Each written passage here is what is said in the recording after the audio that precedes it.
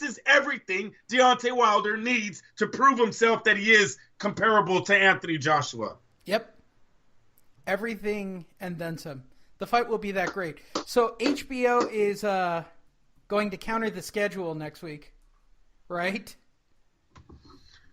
Oh, shit, I forgot about that. That's the second time. I didn't even put it on the report. Yeah, all right. You're right, Lee. So you're right. HBO and Showtime are going head-to-head next week, for those of you who don't know.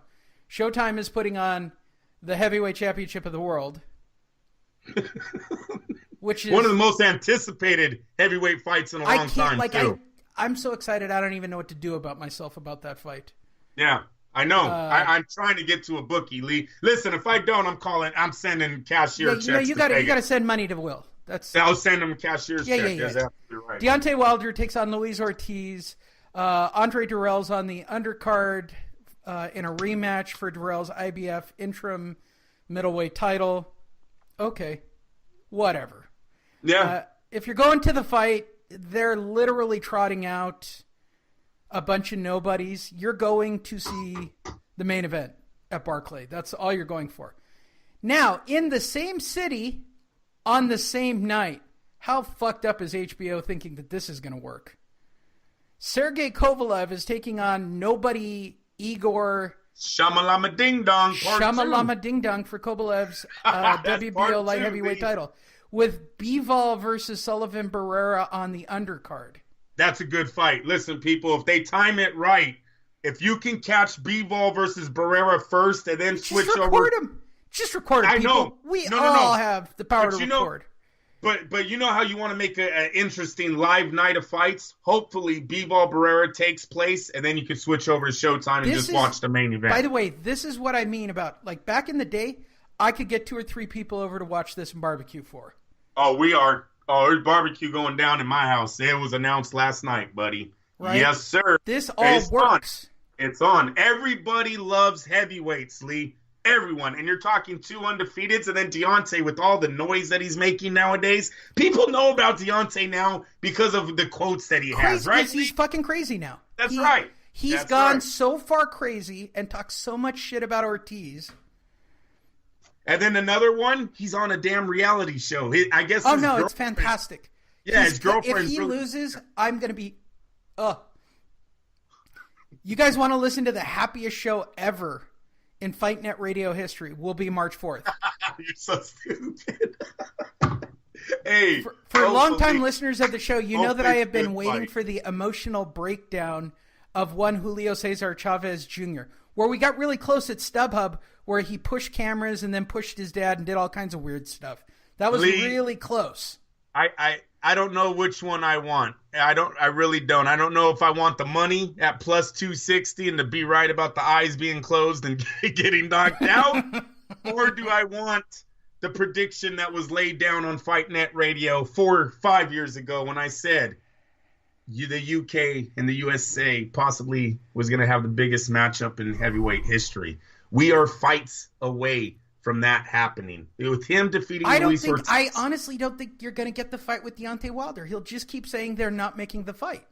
Listen, like I told you guys about when Showtime and HBO, when their bosses come together, most of the time the peasants work. Okay? I can't believe he'll be such a pain in the ass if he wins, dude.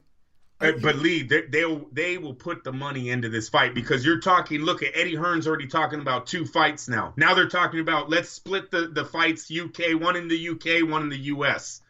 They will make this fight happen. It's possible it's going to be the biggest thing the heavyweight division's seen since Ali Frazier, right? And then we're probably talking Ali Foreman. I think was the biggest. Correct? The one in Africa was probably bigger than the Thrilla in Manila. Correct? Yes.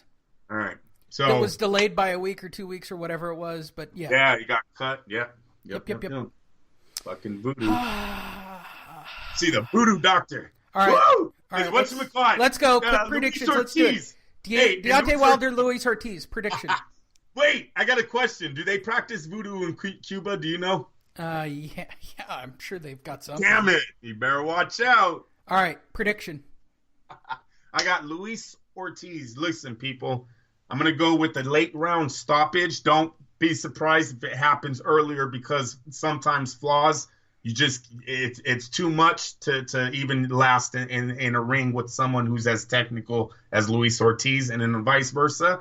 The windmill, the power, who knows when it ends. But how I'm going to play this fight is I think Luis Ortiz comes out with a lot of patience on his side. He's going to box. He's going to see what Deontay has to offer. Keep his guard up high, take a few punches, see what the windmill's doing. Then when he gets comfortable, he's going to start working behind the jab. He's going to create his opportunities for the late part of this fight. I got Luis Ortiz stopping Deontay Wilder 8th, 9th round TKO. Ortiz winner, 12-round unanimous decision. Decision. Woo. Unanimous decision at that. All right. Leave no doubt. Leave no doubt. Been watching Remember the Titans again. Leave no doubt on this field today. Just beats him from pillar to post with one hand. He just beats him with a jab all night. Yeah. Klitschko style. Yep. Andre Dirrell will win in his undercard. That's not even worth mentioning. Sergey Kovalev will win without a doubt against Igor Shamalama Ding Dong. Bivol Barrera is the fight over on HBO. Sullivan Barrera makes everybody look bad for some ridiculous reason. He's a very good mechanic. I'm going to take Bivol to win by decision. I don't think HBO... That's a good bet. Yeah, that's a good bet because Bivol hasn't fought in anyone. He's still undefeated. HBO will probably be pushing him. This is going to be a close fight, I predict. So, yeah, I would go close decision for Bivol. A learning experience. How about that one? They love saying that when the prospect has a close fight, right? Tonight was a learning experience. Yep. So let's look for that going after the Bivol Barrera final bell rings. I'm trying to see if there's anything. If I was in New York, what fight would I go to? I'm going to the heavyweight fight, but I'm basing it now on the undercards. Whew. Boy, I didn't know there were so many no-name shitty fighters to stack these cards with. You get more shitty fights on the HBO card at Madison Square Garden than you do at Barclay. If you're going for history, you go for the heavyweights, right? Yeah. If you want to go because you want a lot of boxing for your dollar, better bang for the dollar is going to be MSG. Yeah, I think so, Lee. I think they won this one. My, what an evening. Also, on Saturday night, Kell Brooks will return to the ring for the first time quietly in Sheffield, England. Hopefully he gets a win over Sergey Derevyanchenko. It is a 12-round junior middleweight bout. Smart move by Eddie Hearn to quietly get Kell Brooks back up on his feet. Right. While nobody's watching. Nobody in boxing will be watching that fight. It's smart. It's actually very, very smart. There's a lot of boxing on Saturday night. My Lord. It's been for the last 3 weeks. For the last 3 weeks, we've had like 4 or 5 matches per week. It's stacked all over the country. There's boxing in Florida, Scotland, England, South Africa, all over Germany, Puerto Rico. Juan Manuel Lopez. He's still fighting? Dude, is he fighting crazy? The trainer? Is he fighting the trainer? He's fighting Jason Velez. Oh, okay. No, that's a real fight. That's crazy, right? I think that's even a rematch. Yeah. How wild is that, Puerto Rico? Kell Brooks' card is kind of stacked. Yafai is taking on McDowell. Thomas and Allen for a rematch for Thomas's Commonwealth heavyweight title. It's typical Eddie Hearn stacked the card to death. Lots of fighting. Jose Zapata is fighting in Mexico. Paris has got Castano versus Vitu for Castana's WBO junior middleweight title. Sure? Is it Vito? Vitu. V-I-T-U. Oh, okay. That's a lot of boxing in one night, man. That is a lot of boxing on March 3rd. A lot of championship belts. Lots going on. Everybody go out and watch boxing on Saturday. And remember to go to LasVegasDiscount.net because you guys should book Vegas now for May 5th. If you guys don't want to go to the fight, you can come out and watch the Silver State Classic, and I'm sure that I can get concussed for you. I'm sure of it. I'm quite good at getting beat up. I am fantastic. I'll go to the stands and go, I got the other guy. Hopefully Andrew will make it out for that fight. We're actually working on real writing gigs again, people. It's very close. We might be reputable individuals again. Yeah, I want some interviews. If you're getting into Valdez Quig, we got to get something there, Lee. All right. That means actual work. Yes, just a little. You put me back in there, I'm going to start going to work. Why don't you come down? Why don't you come down on the 10th? Where is that? In LA? Maybe I'll put in a credential. Can you do one or send me one so I can put it in? It's right on the website, right at the bottom of the page. Easy. Toprank.com, bottom of the page. By the way, everybody listening is going, I'm going to put in 2. No, you're not. And you won't get in. It's not that easy. You won't get in. Don't be stupid. Yeah. They know who we are. I'm actually friends with the people who do credentials. I have a long-standing thing. They know you. That's what it is. They know me. Yes, they know me really well. They know the game with Lee Honish. Some people that don't know Lee Honish, they don't know how you get around. You know what I mean? No, they actually all know me, and that's probably the biggest problem. Nah. All right. They all know me, and that's why they don't want me. Because I used to be such... For those of you who listen now and just I'm trying to help you out here, bro. I really am. It's not going to help. We fuck up stories. We do bad research. Oh, I know. Oh, yeah. Are we gonna amend last week as a footnote at the end of the episode? All right. So Todd DeBoof is the stepson. Yes. Thank you. Bob Arum. My bad. So I was right that it was sperm that made him famous. It just wasn't his. It just wasn't Bob's sperm that made him famous. He didn't sleep with his sister though. It was his mother. It's his mother. And you know what's even worse? Bob is banging his mom, which is even funnier in some strange way. How long has Bob been married? I keep thinking Todd DeBoof is his son-in-law is because when Todd DeBoof had left Top Rank for a while, there was a time a few years ago where he just disappeared. There was a rumor that I heard in the media room that he was his son-in-law and had cheated on Bob's daughter, right?